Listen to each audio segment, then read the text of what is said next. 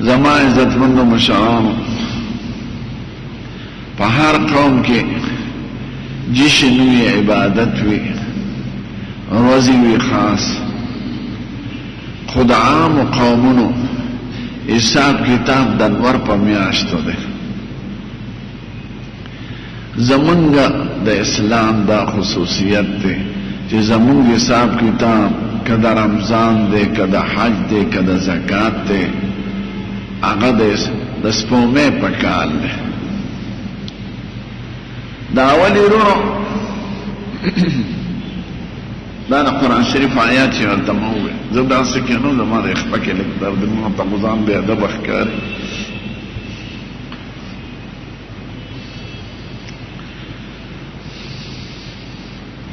انګریزان په جنوري فروری پسې روان دي ته د انور میاشتې وایي هغه بدلیږي نه جنوري دسمبر فروری دا یخی میاشتی همیشه او جون جولائی اگست دا گرمی میاشتی دا بدلیگی نه دا یهودم دنور پا میاشتو ده چاہتا آزار وی چاہتا نیسان وی دا میاشتی نمونی داوی ام دنور پا حساب ده پا شورو او آخره که بدل دی دا انگریزانو اندوانو که دنور میاشتی دی چیتر دی ساک دی ار دی پشکان دی بادرو دا دی تم دنور میاشتی وی دی که فرق نرازی چی کم دوڑی میاشتی دی غوڑی کی ہمیشہ او چی کم دا جیمی میاشتی کی آغا جیمی کی ہمیشہ او مخکنم معلومی چی تاریخ فلان کی را روان دی چی سوک لکا پڑا انسان وی عام خلقو تا پتر لکی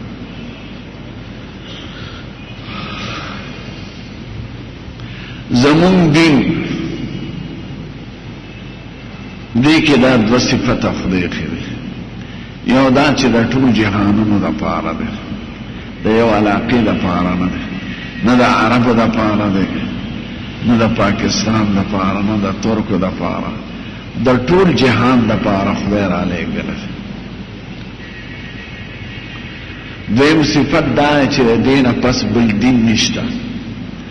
زمون پیغمبر آخری پیغمبر ده او زمون امت آخری امت ده من گوری دا قیامت نلگ مخیو دی پس بل امت بل پیغمبر نوی راتل کنشتا پاوڑای ختم شوی دا زمون دا پیغمبر راتل دا اول علامه دا قیامت چه قیامت پس شوروش لیکن حضور پاک ویزو قیامت داسی ولکداد بگوتے چه دوار متصل لی نو زمون شریعت دا طول جهانونو دا پارا ده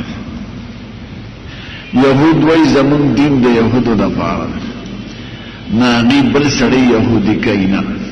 نخپل دین خواره کتو ورطا درخواستمو که چیز یهودی کئی گم نو ستا درخواست پا نمانیو که دیر سفارش دیو که نو تا تا بدویم درجه درکئی عیسایانم عیسائی مذہب د خپل سپینو د پاره وای دا تور چې پکې څومره عیسایان کوي دې ته دویم حیثیت ورکوي دا غي کتابونه کې مقتل هغه تور ته دشمن وای سکولونه جداوي ز افریقې ته تلم کا سکولونه جداوي او ټوله جداوي یو تور ته د اجازت نشته چې د سپین په سکول کې داخله وکړي او تور ته د اجازت نشته چې د سپین هوټل کې ډوډۍ وخوري او تور ته د اجازت نشته چې کوم ځای د سیل او تفریح وي د سپینو دپاره چې هلته د تور ورشي دا لاړ شي او به وینه هغوی وي د تور ګاونډي نه به داسې یارېږي اګر چې عیسایي وي لکه د لیوني سپینه نو هغوی جنسي تمیز دی دا دلته خو چې چوړیان عیسایان کېږي دا دویم نمبر انګریزان دی دوی به تا حیثیت نه ورکوي چې کوم سپینو ته حاصل زمون په دین کې دا خبرې نشته الحمدلله دا د ټول جهان لپاره دی. زمون د خپل پیغمبر تعلیم دا دی او دی ویلي او اخر کې ګورئ چې لا فضل لعربي على عجمي ولا للاحمر على الاسود الا بالتقوى. وی زمون په دین کې د عربي په عجمي څه فضیلت نشته او د سور او سپین په تور نشته. د خدای په نسبت عیار د غوروالي هغه په خپل عقیده او عمل او اخلاق. تور بلال حبشي او ابو بکر صدیق عربي دا د جنت سرداران، او ابو جهل عربي او ابو لهب عربي دا د دوزخ سرداران. نو زمون دین خدای د ټولو قومونو لپاره. من تور سره ډوډۍ خورو، تور سره نکاح کوو، تور او سپین په سکولونو کې یو ځای دی. دا ته نو د ټول جهانونو او د ټولو قومونو لپاره دی او تر اخره پورې دی. نو خدای پاک د عبادت روزه علامه هغه په هغه سيزونو مقرر کړی دي چې ټول جهان پیږي. نو نور را خطل د سپومې را خطل دا ټول قومونه معلوم نشي. که سړی باندې کې اوسېږي، که غر کې اوسېږي، که تعلیم یافته وي، که نا تعلیم یافته وي، که په ځنګل کې اوسېږي، سپومې هغه د ښکاره شوه، میاشت شروع شوه. جنوري چاته پته لګي چې نن اول جنوري ده، د هغې څه علامه خو نشته. آذار چاته پته لګي چې نن یې درېیمه ده. د چیتر چاته پته لګي، د اسو چاته پته لګي، دا هغه چاته پته لګي چې جنتري جیب کې او لیکا پړی او تعلیم یافته یې نو هغه به وګوري چې نن دویم تاریخ دی. سپومې داسې شی دی چې دې په لیدو کې امي سړی، عالم سړی، تعلیم یافته سړی، غیر تعلیم یافته سړی، د غر اوسېدونکی او د صحرا اوسېدونکی او د ښار او د بانډو اوسېدونکی ټول برابر دي. نو چې چونکې دین د ټول قومونو لپاره، نو خدای علامې د عبادت هغه اسانه مقرر کړی دي. سپومې ته ګوره، که راوخته بس دا وکړې، که ډوبه شو دا وکړې، نو هغه ښځې ویني، سړي ویني، که چاله انګریزي نه ورځي هغه یې ویني. جنوري فروری چاته معلوم ده، ښځې پی یا عام سړي پی. نو زمون دین دا یاوا دویم یو راز دی بګي چې د ټولو قومونو لپاره دی. نو که د نور په سپومې وي،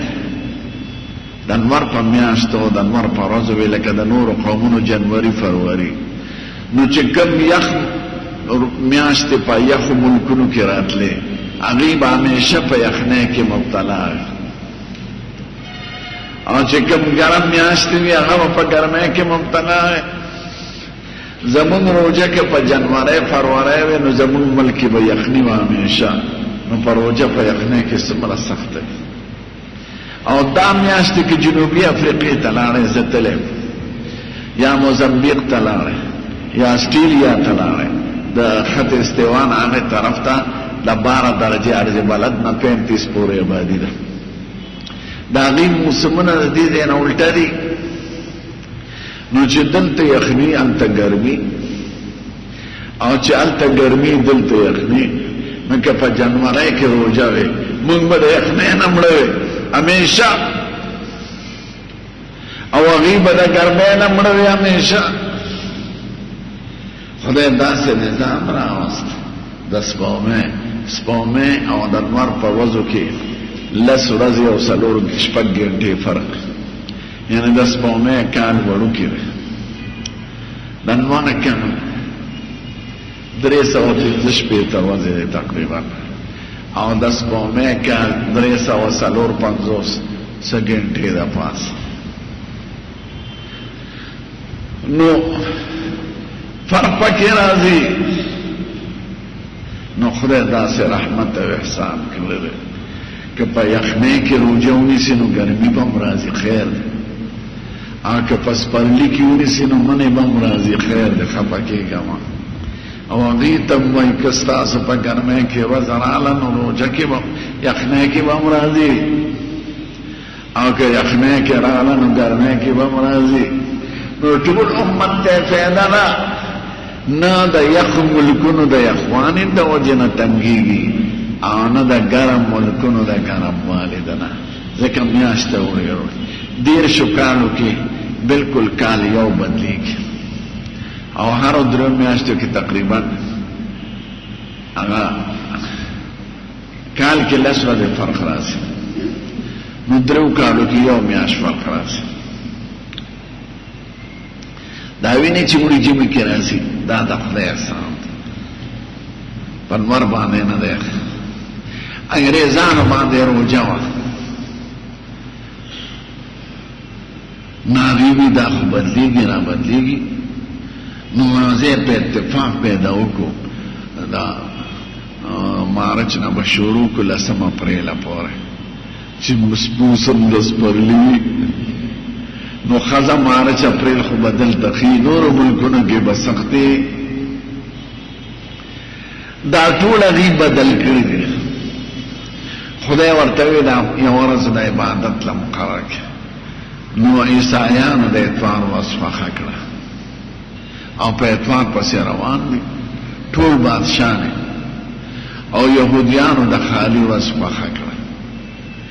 په ټول جهان کې صرف په اسرائیل کې د خالی پرست چټي ودا زمون مذهبي راستا دی چا پرمانه نه زمون دا غلامان دا کوسړدي دي د انګريزانو هغه کې نیولل یقینا اغي خو په خپل چټه فخر کوي او موږ د اغي په ډیران خبر سره د علماء په کوشش چې مشیوا نو به یو زناور وزیر راغی هغه په یو قلم ختم کړه وې زموږ اقتصادي حالت خرابېږي ما چې اوریدل ما د خدای په حالت د خرابوي او دا حالت خراب شو جناوطن دې زناور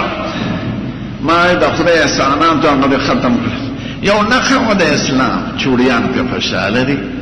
امریکا په خوشاله لندن په خوشاله دي چې دا قوم زمونږ تابع دي ځکه 1862 پورې په دې ملک د جمعې چټي و سرکاري چې انګريزان نارن هغه خپل ورځ کړه مذهبي اتوار هغه د اتوار عبادت کوي ته وینې دا ګرځو ته خوځ ځان برابر کړی او سړو ځان برابر کړی د اتوار هغه ته زموږ مذهبي ورځ ده او مونږه نو زمون دین هغه پس قومه روان دی ځکه سپومه کې دا فایده ده چې هر څوک ته خبرېږي سپومه کې دا فایده ده چې وړي او جمع په پتا بدلېږي دریم تا د جهاد د پاره تیار ہے ځکه دی جهان کې دشمنان وي ستا د دین دشمنان وي ستا د تهذیب دشمنان وي ستا د مذهب دشمنان وي او سب ستا زمون ملک وی ولې دا قانون جاری کړ دا ورته نشي ویلي چې موږ یو قوم یو زمون یو کتاب دی زمون یو پیغمبر دی زمون یو تهذیب دی ستاسو زمون په ملک کې څه دخل نه موږ ستاسو ملک کې دخل کو نه چین ته ویلې شي روس ته ویلې شي په مسلمان سترګې راوباسه دا د دې زناورو د وجه چې دا غلامان شوي دي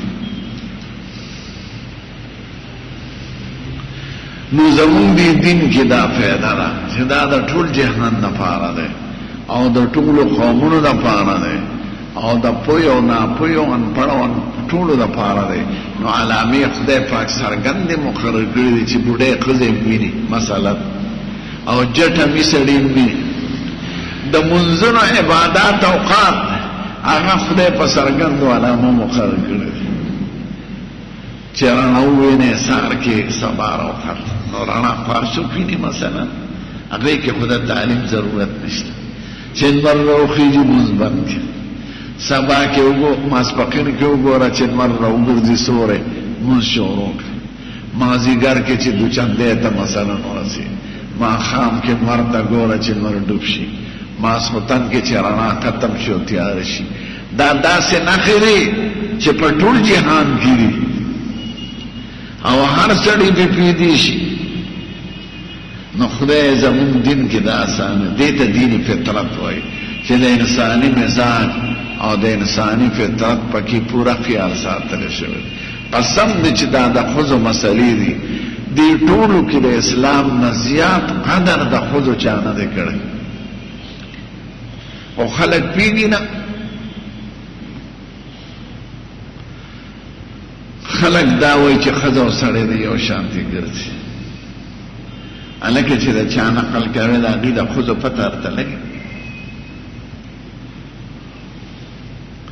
ما الله کالج کې تقریر و دلته یونیورسټۍ کې نو سړي وکیلان ناست و ښځه مې یو طرف ته ناست نو تقریر نه پس سوالات جوابات یوې ښځې چټ راوړی ودرېده وی سړی خو څلور ښځې کولی شي او ښځه څلور سړي نشي کولی دا ولې دا موږ سره ظلم نه دی دا د پاکو عالم وایي. ما یې خورې دوه درېو خبرو ته خیال کا اول دا چې د واده او د نکاح مقصد دی چې امت پیدا شي اولاد پیدا شي انسانیت ډیر شي. نو که سړی څلور ښځې وکړي خو څلور نارینه اولاد هم پیدا کیدی شي په کال کې او که یوې ښځې څلور خاوندان وکړل نو د یو ملا بادر نه زیات راوړي شي زوی بیا مغه یو وي. نو د واده مقصد خو صرف دغه کار نه دی د انسانیت پیدا کول دي. سړی څلور ښځې کولی څلور زامن هم راوړي ښځه که څلور خاوندانو کې مغه یو ملا بادر به پیدا کېږي. یوه دویمه دا ده چې زوی یې راوړو د څلورو خاوندانو نه دا زوی به یې د چی که سړی څلور ښځې وکړي خو مور یې معلومه ده پلار یې معلوم دی مور یې دا ګلبدین ده او پلار یې ګلبدین او که ښځې څلور خاوندان وکړل او یو زوی ته پیدا شو دا زوی به یې د چا وي بیا به یې مینه لندن ته لیږي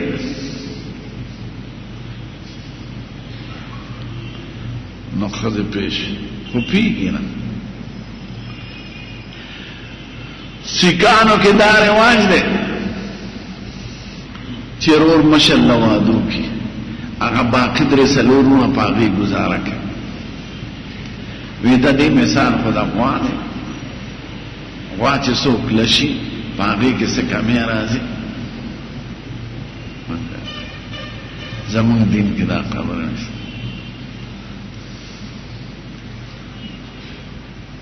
اوس یو بحث له زه تللی وم دا یو پاټی سړی راته وایي نه مې نالم وی زما خور ده که دې دوست سره کمرې ته لاړه کور ته لاړه دې ته لاړه زه خو پیاړو خفه کېږم نه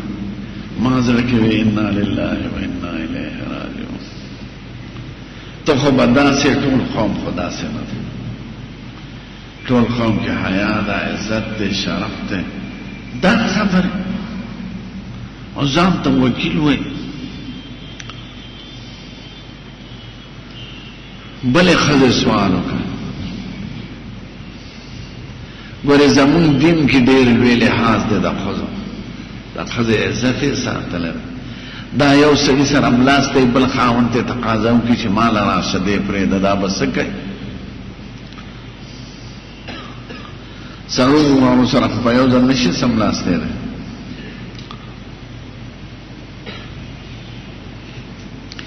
چې سړی ښځې له طلاق ورکولی شي ښځه سړي له ولې طلاق نه ورکوي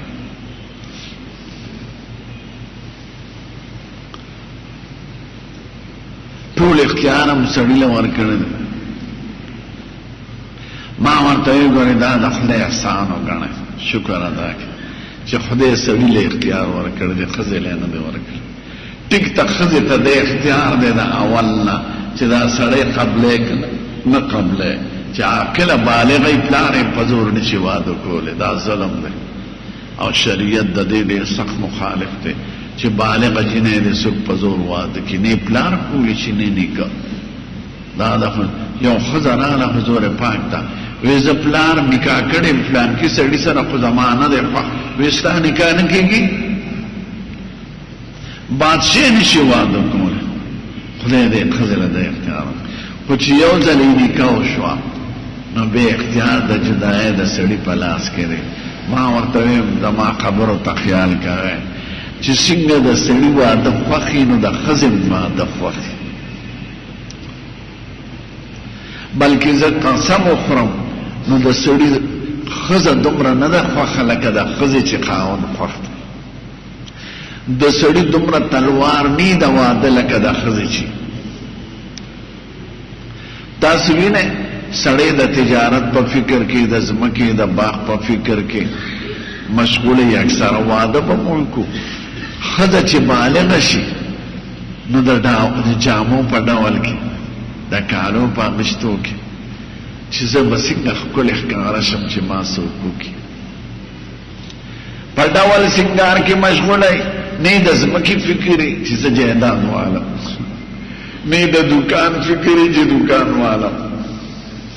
دا خبرې دي چې تاسو په پیګه نه د کارخانه فکر یې چې کارخانه کو چې زه د چا د غاړې هار شم یو سړی یو زه د هغه د غاړې هار شم دا یو طبیعي خواهش دی نو چې د ښځې تقاضا وه د واده او د سړي نو پکار دا چې خرچې نیمه وي ځکه برطانیه کې ښځه سړي پسې ګرځي زه تاکوم اما ورته بینک بیلنس دې څومره دی خزانه تعلیم دې څومره دی زه به یو میاشت ګرځو که طبیعت مو لګېد نو نکاح به وتړو که طبیعت یې ونه لګېد نو نکاح پرېږدي نو ستاسو په خیال چې یو سړی زلمی وي او ښځه مرسره یو په هوټل کې په کمره کې ملاستی نو تبلیغ والو خبره څه تقاضا به وي که به نه وي اورم پنبه د یو ځای کېږي نو قسم دې دا انګریزان وایي چې زمونږ یوه ښځه د صحیح خاوند په تلاش کې 40-45 کسانو سره ملو شي ټچ شي چرته اخر کې یو سړي باندې ووړي هغه هم رسمي نکاح وتړي کنې هغې نکاح مخکې نه کړي نو چې یو تقاضا د سړي م ده او د ښځې م ده شریعت ښځو سره د احسان وکړه چې ستا مثال د جوهر دی او د لال دی خرچ په ټول په خاوند دی تاله به کور هغه جوړوي تاله به جامې غالي ستا او ستا د مال بچنان نفقه به په هغې تا به تیاره خشته ناوې کړې په خپلو جامو او په خپلو کالو کې تیار کور ته بوځي چې لوښي پکې پراتي او رکېبې هم ورسه نو ټول خرچ یې په سړي کړه نو چې چا سره خرچ په هغې خو اختیاره مخله ورکول پکار که ستا خرچ نیم وي نو پکار دا چې نیم اختیار ستا نو چې ټول خرچ ته له خدای او رسول په سړي مقرره کړه نو اختیار مغله پکار نو چپ شوې ښځې دویمه ما ورته خیال ساته دا د سکول ماستران او یا د لیډران دا خلک خرابوي په دې خبرو چې دا مولیان جوړې د ښځو نه مخالف دي نه زمون په دین کې دومره قدر دی چې دا د جهنم په مذهب کې نشته تاسو دې بربنډو ښځو ته دا قدر مه وایه هغه مثال د سپی دی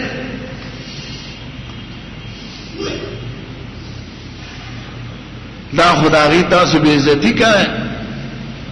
زمون په دین کې ښځه عزتمن مخلوق دی د دې په دینونو او رواجونو کې ښځه د غوا مثال دی نو ما دویمه خبره ته خوږ دی سړی سنجیده دی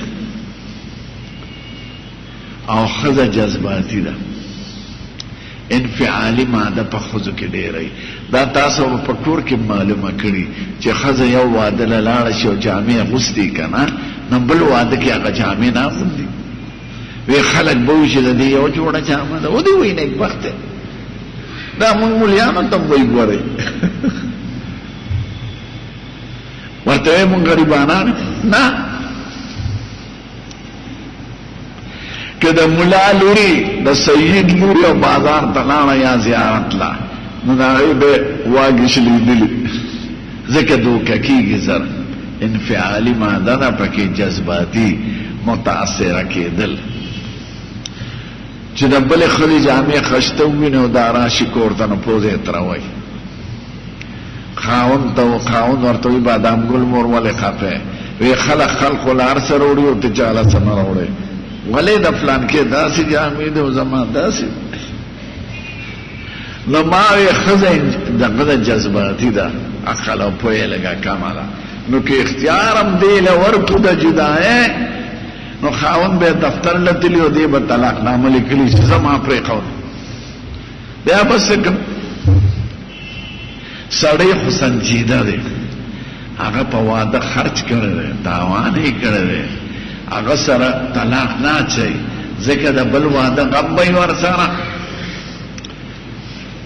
چې دا واده مې په دومره تکلیف وکړو په دومره پیسو زه به بل واده څنګه کوم بل دا ماشومان راته پاتې شي دا بس قسم دی افریقا کې ما لیدلی دی سړي او ښځې دا تور بال بچ وروړي بس ښځه یو سړي سره لاړه شي سړی بله ښځه وکړي هغه بال بچې ګرځي د قشان هغې ته غلم هغه غلي ارامیانې ډاکې کوي هلته که افریقا کې مو لیدل دوکانونو ته اوسپنو دغه لګولې دغه تور ګرځي توري په سړک د پاسه مې یو لیده د ښځې نه پرېسو تختو هغه ښځې چغه کړې او د منډه کړې مال ته بعضې نیکانو ته وایي مدارس والا چې دوی له مدرسې جوړه کړي اگر چې ارامیان پیدا شوي دي ډېر دا مسلمانان کې نو قسم دی یو ځای دوه درې مدرسې جوړه شي او همدغه هلکان پکې سبق وایي چې پلار یې بله ښځه کړي مور یې بل خاوند کړي دا په میدان خوشي پرېښي نو دوی ته تعلیم ورکې تربیت ورکې مسلمانانې کې شاید چې دوی خدمت د اسلام کې او ما ته معلوم دی نو ما وی که خاوند به فکر کوي چې زه به بله ښځه کوم زه به دا بچي به راته پاتې شي او دویمه ښځې ته به شي نو دی به احتیاط کوي دی به ښځه نه پرېږدي په وس که ډېر حالات سخت شوي او ښځې لکه د اختیار ورکړ بس په یو قدم به په پیاله به خفه شوي خاوند ته به وایي زما ته پرېښود ما له بله جمعه مو تاسو ته ویلي یو کیس راغی مقدمه یو ښځې خپل خاوند طلاق کړ نو بیا خفه وه ما دا دی ولې طلاق ما نه دلته مور او هغه راله ورسره وی دا مې راته مور وی چې دی پرېږده او فلانکي بدل له وکړو انجینیر خو اوس خفه یم اوس مې هغه نه کوي ما وی انا لله و انا الیه دا ښځې خو دا پښتانه وي که پوزه یې نه وي نو اودس ماته به یې خوراک کم عقل شی دی که زمونږ د پښتنو دا رواجونه څوک جوړوي دا د زړې ښځې نو ما وی سړی په وس ښځه نه طلاقوي چې څو پورې ډېر مجبوره شوي نه او